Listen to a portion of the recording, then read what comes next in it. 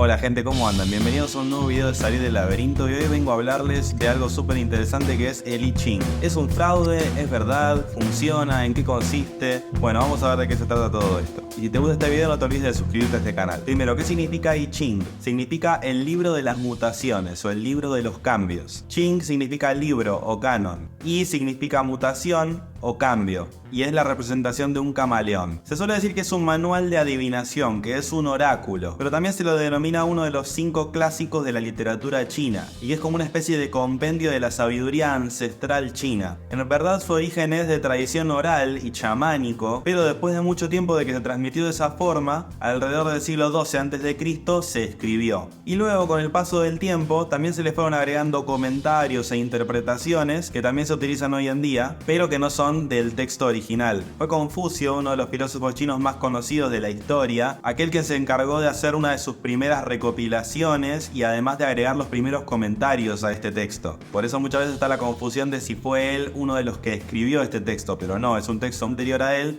y simplemente él fue uno de los primeros en encargarse de agregar interpretaciones para que sea más fácil de utilizar. Y es importante entender que al ser uno de esos 5 libros fundamentales para la cultura china, durante más de 2000 años se utilizó para absolutamente todo, como referencia para la filosofía china, para la política, para la religión, para la educación en general. Entonces este elemento es importante, porque no es que hablamos de un libro extraño que se utilizó alguna vez en un lugar recóndito de China. Estamos hablando de un libro que tiene un origen muy antiguo, que después fue utilizado como uno de los elementos centrales en la cultura china. Se lo considera como una especie de fuente de la sabiduría. Cuando este libro se utiliza como oráculo, se utiliza con 2 herramientas. Puede ser utilizado a través de monedas o a través de tallos de milenrama. Cualquiera de las 2 formas que se utilizan es igual de válido. Para hacerlo más sencillo les voy a contar en qué consiste el sistema con las monedas. Se utilizan 3 monedas, lo que nosotros conoceríamos como cara y seca, se denominan Yin y Yang. Estas monedas se tiran una serie de veces y se hace una sumatoria en el valor que tiene cada una de esas monedas. Cuando surge Yin tiene un valor numérico y cuando surge Yang tiene otro valor numérico.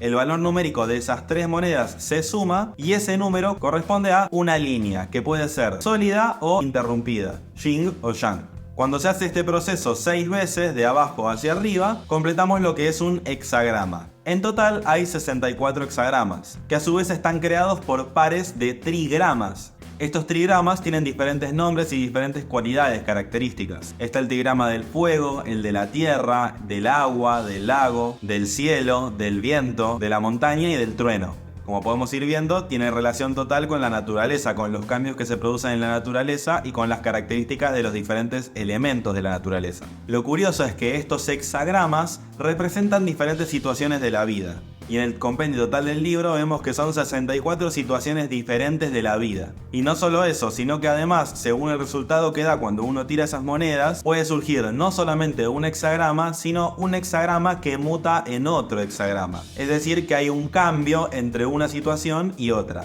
Entonces podemos ver que es bastante complejo. Además, estamos hablando de que muchas veces se lo considera que es un manual de adivinación. Obviamente que a nuestras mentes occidentales esto ya nos empieza a sonar un poco raro. Pero para ir entendiendo mejor y más ordenadamente todo esto, les traigo una muy buena noticia. Este libro, el I Ching, en una de sus primeras traducciones, que fue hecha por Richard Wilhelm, contó con el prólogo súper elaborado y desarrollado por Carl Jung. ¿Y por qué esto es una buena noticia? Bueno, porque imagínense que para Jung, siendo un psiquiatra y psicólogo suizo, se encontró ante el hecho de tener que escribir un prólogo de un libro absolutamente misterioso y además, como les digo, que se considera un manual de adivinación, y entonces contamos con muchas de las preguntas y respuestas que él se hizo a él mismo al momento de escribir este prólogo. Entonces ahora les voy a contar resumidamente qué es lo que dice Carl Jung en este prólogo. Y además vamos a llevarnos unas sorpresas bastante grandes. Por un lado, al inicio del prólogo, Jung lo que propone es tener en cuenta que para entender este libro tenemos que despojarnos de algunos de los prejuicios que tenemos como occidentales. Habla mucho de esta necesidad que tenemos los occidentales, más aún hoy en día con la ciencia, de entender todo a través del laboratorio, a través de pruebas que se puedan realizar en un laboratorio y que recién entonces se puedan considerar cuestiones como ciertas o como válidas. Y esto él lo contrapone con cómo funciona la naturaleza. Y él dice que no nos damos cuenta que todas estas restricciones que ponemos al momento de entender algo en un laboratorio es todo lo contrario a lo que sucede en la naturaleza, ya que en la naturaleza podemos ver que hay un montón de elementos que son totalmente azarosos y que en definitiva es parte de la naturaleza ese azar, a punto tal de que las leyes específicas que corroboramos en los laboratorios constituyen casi la excepción a la regla. Esto ya nos hace replantearnos algunas cosas, o por lo menos abrir preguntas nuevas.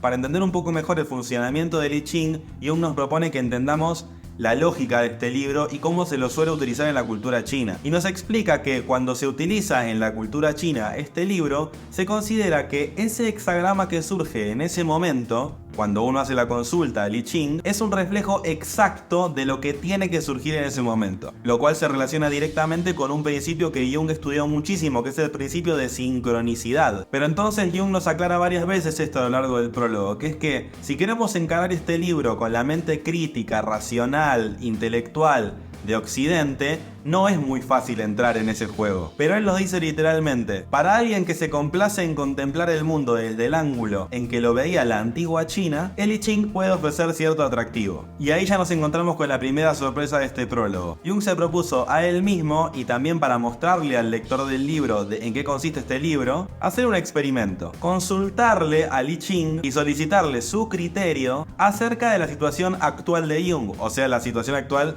para ese momento de Jung, que era escribir el prólogo del libro y mostrárselo a la cultura occidental. En resumen, preguntarle al I Ching acerca de lo que él tenía que hacer en ese momento, lo cual me parece espectacular por muchas razones. Por un lado, ver que Jung se lo estaba tomando muy en serio esto, y también para ver qué surgía. Y la verdad que lo que surgió es súper interesante. Surgió un hexagrama que se llama el caldero, y Jung hace toda una interpretación súper minuciosa acerca de lo que dice el hexagrama del caldero, y muestra que el I Ching dice de sí mismo que contiene alimento, que contiene un alimento espiritual, pero a su vez se queja de que no es suficientemente reconocido, pero que tiene la esperanza de ser reconocido en un futuro. No voy a entrar en todos los detalles en este momento, pero les voy a dejar un link en la descripción de este video para que si les interesa puedan leer todo el prólogo que Jung escribió del I Ching. Es muy interesante que también Jung dice en este prólogo que las respuestas que le dio el I Ching parecen tener sentido. Él dice que si una persona le hubiera dado esas respuestas, él como psiquiatra hubiera dicho que esa persona estaba mentalmente sana, por lo menos en base al material presentado en ese momento, y que él no era capaz de descubrir en esas respuestas ningún elemento de esquizofrenia, de delirio ni de idiotez. Obviamente que una de las primeras preguntas que surge y que nos surgen como occidentales ante esta situación, y que Jung lo nombra específicamente también en el prólogo, es que había otras 63 respuestas probables para esa misma pregunta, y que sería muy difícil afirmar que no hubiera otra de esas respuestas que sirvieran para responder a esa misma pregunta. Pero lo interesante es que Jung acá lo que dice es que por más de que podría haber surgido cualquier otra respuesta, la que surgió fue esa respuesta y no otra. Y él lo que menciona es que hubiera sido una falta de tacto preguntarle nuevamente al oráculo la misma pregunta, simplemente para sacarnos la duda de a ver qué hubiera surgido.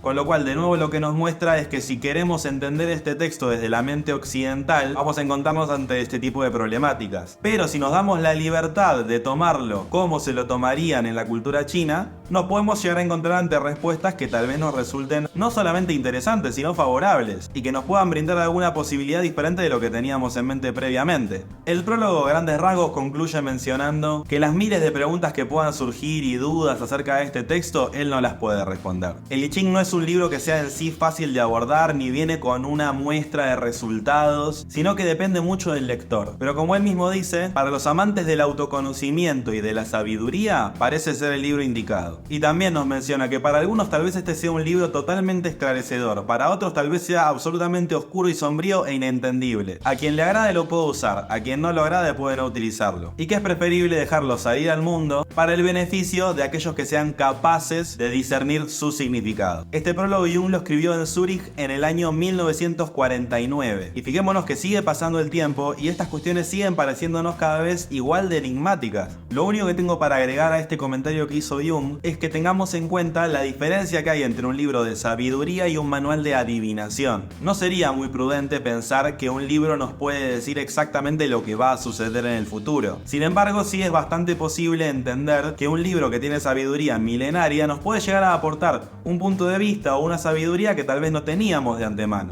Entonces sí podemos llegar a recibir información que nos puede resultar valiosa si tenemos suficiente apertura y receptividad a esta información. Yo por lo pronto los invito a investigar acerca de este tema, que es muy interesante. Me encantaría saber si ustedes alguna vez usaron el I Ching, si alguna vez hicieron alguna consulta a algún oráculo, si esto es algo que utilizan cotidianamente o si les parece un delirio total. Y me encantaría que me lo cuenten en los comentarios. Así que los leo y además los invito a suscribirse a este canal si les gustó este video, si les gustó esta información, y nos encontramos en un próximo video de Salir del Laberinto.